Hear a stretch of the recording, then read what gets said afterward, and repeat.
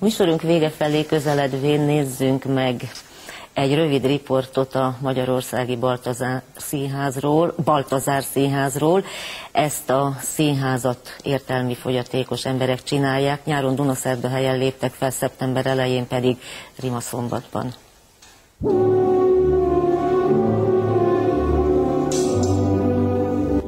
Míg a Baltazár Színház tagjai próbálnak, addig a szomszédteremben egy drámapedagógus és egy pszichológus készíti fel a közönséget az előadásra. Úgy éreztük, hogy mindenképpen föl kéne vezetni, hogy valamilyen háttérismeretek tükrébe tudják értékelni azt, amit látnak.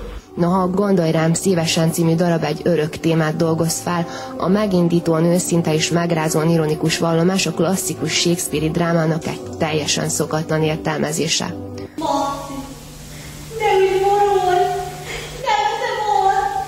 Rómeó és Júlia szerelméről szól, ami végén ugye mint tudjuk, tragédiába fullad. Ez az előadás azonban a fogyatékkal élők látószögéből mutatja be a szerelmet.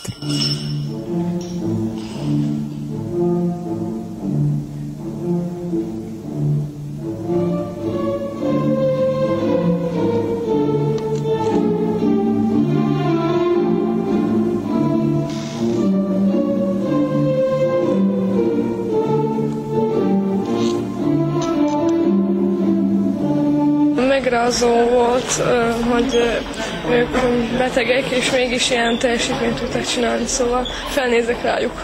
Ilyen helyzetben nagyon vagyunk hozzászokva, de érdekes volt. Kinyitotta a látóterünket, hogy ők mégis hogy élik meg ezt a szerelem dolgot, és nekem nagyon tetszett az átadásuk. Öröm volt játszani. A Baltazár Színház 10 éve alakult. A kezdeményezés egyik célja, hogy az önmegvalósítás lehetőségével segítse a fogyatékos emberek társadalmi beilleszkedését.